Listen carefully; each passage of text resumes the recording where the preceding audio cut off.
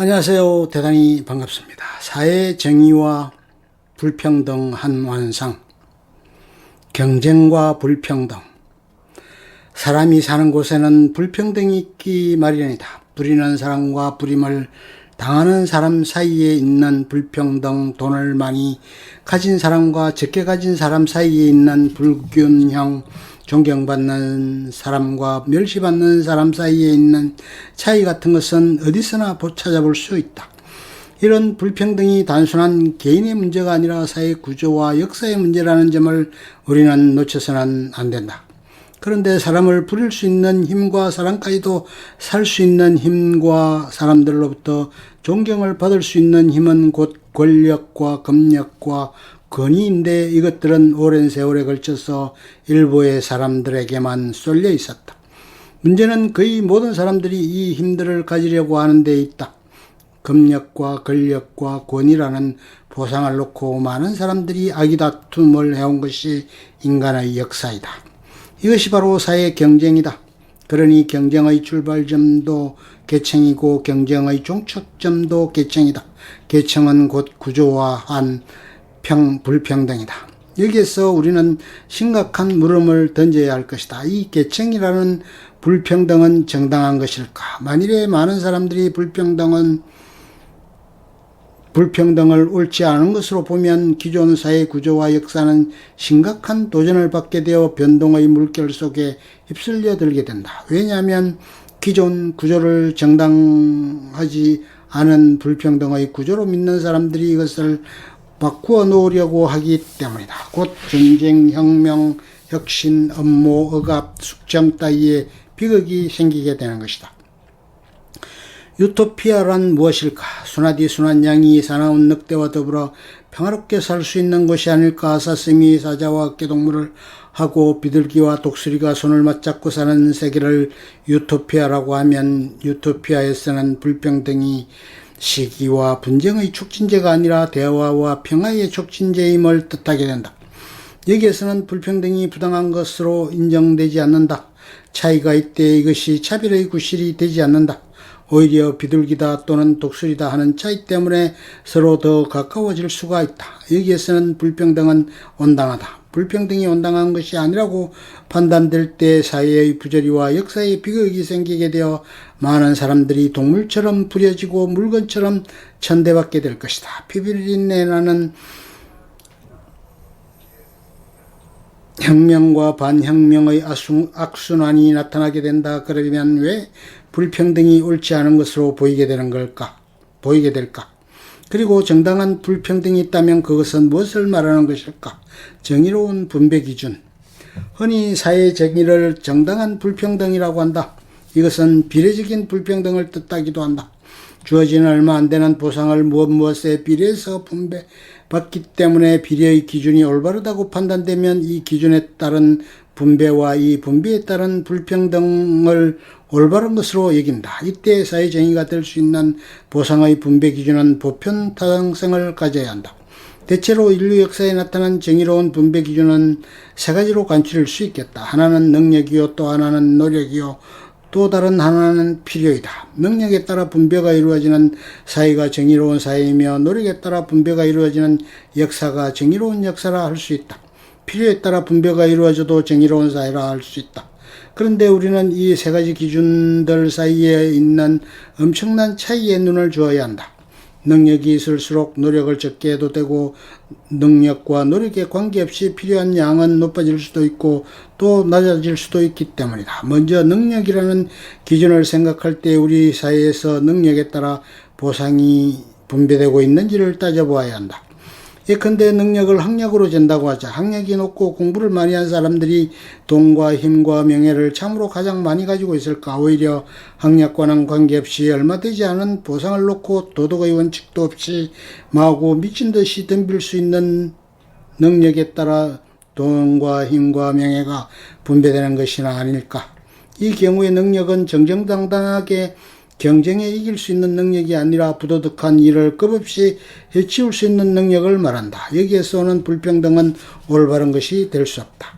불평등과 깊게 관련된 희소한 보상의 현실은 자연히 경쟁을 불러일으킨다. 경쟁을 한다고 해서 모든 사람이 다 똑같이 열심히 경쟁에 뛰어드는 것은 아니다.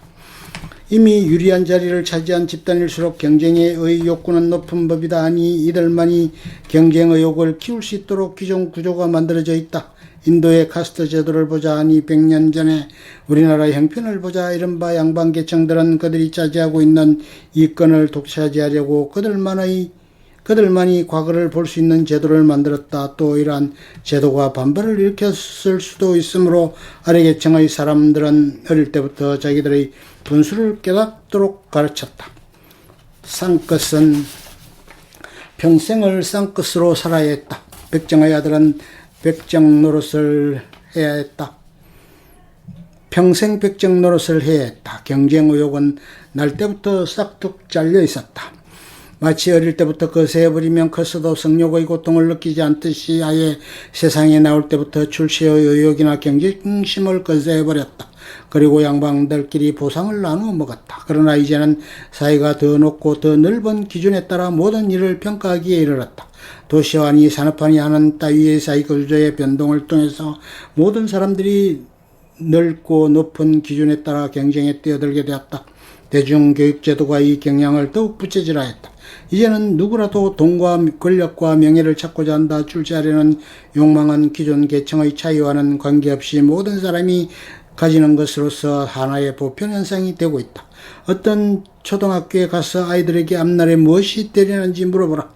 대체로 그들은 사장, 장관, 대통령, 운동선수가 되고 싶다고 대답할 것이다.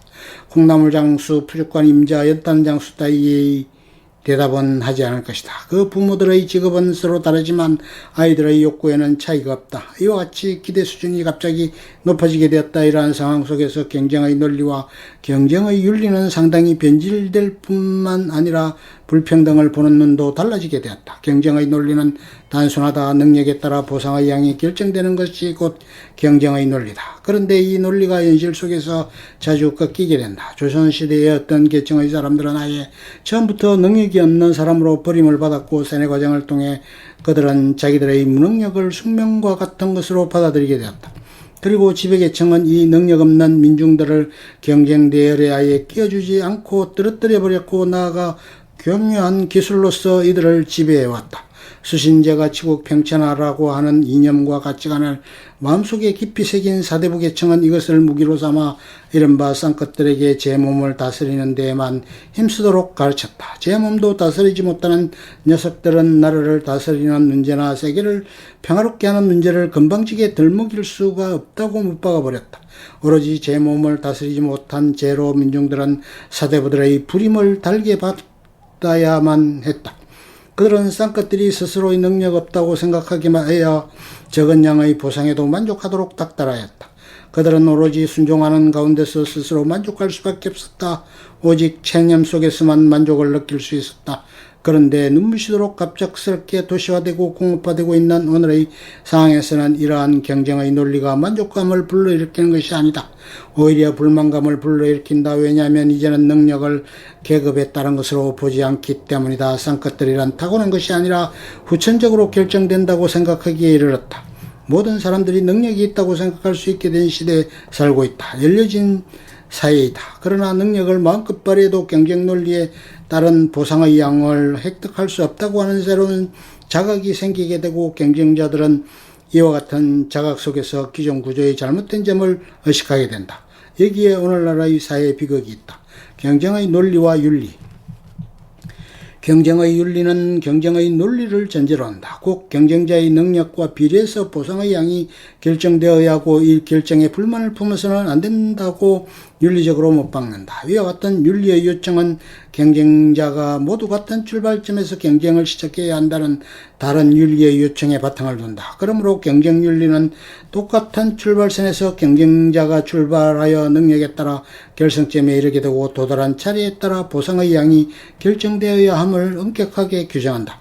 이 같은 경쟁 윤리를 통해 오늘의 현실을 조명해 볼 때 적어도 세 가지 문제점은 나타난다. 첫째는 똑같은 선 위에 모든 경쟁자가 서 있는지의 문제이고, 둘째는 비록 같은 출발점에서 뛰었다고 하더라도 뛰는 사람의 능력에 따라 결승점에 이를 수 있는지의 문제이고, 셋째는 먼저 결승점에 이르는 사람이 가장 귀한 보상을 가장 많이 분배받는지의 문제이다.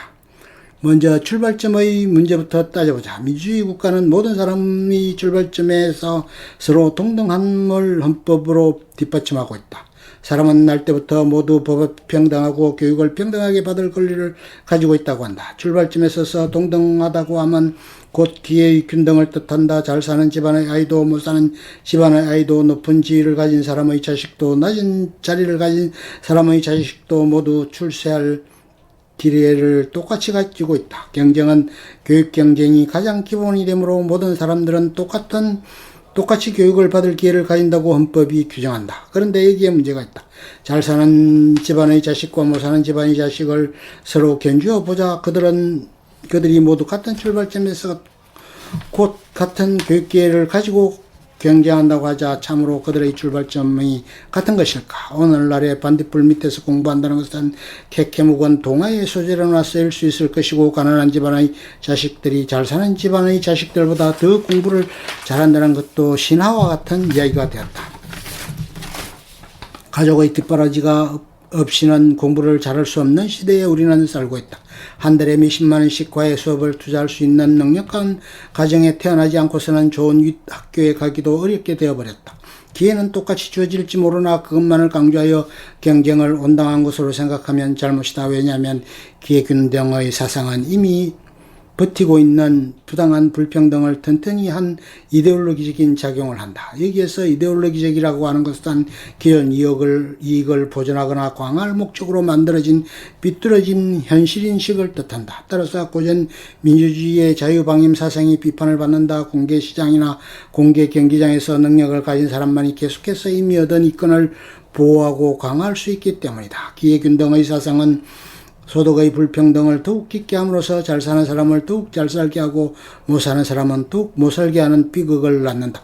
이러한 부당한 불평등을 없애려고 이른바 사회복지 정책을 마련한다. 이 정책의 하나로 누진제 제도가 나온다. 많이 버는 사람에게 많은 세금을 물리고 적게 버는 사람에게는 아주 적은 세금을 무기를린다. 얼핏 보기에는 이와 같은 정책이 출발선의 불평등을 줄일 것 같으나 실제로는 반드시 그렇지도 않다. 이러한 정책을 쓰기 전에 모든 사람을 진실로 똑같은 선에 있도록 하는 사회구조를 만들지 않으면 누진제는 중산층이 위의 계층으로 올라갈 수 있는 기회를 막는 결과를 만든다.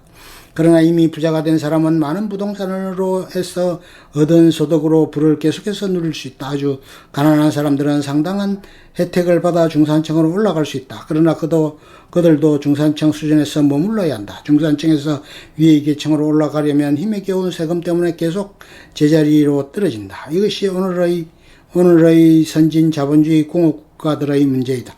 복지정책을 써도 불평등을 없애지는 못한다. 특히 출발선의 불평등은 없어지지 않고 사회에 잠재된 불안은 커가고만 있다.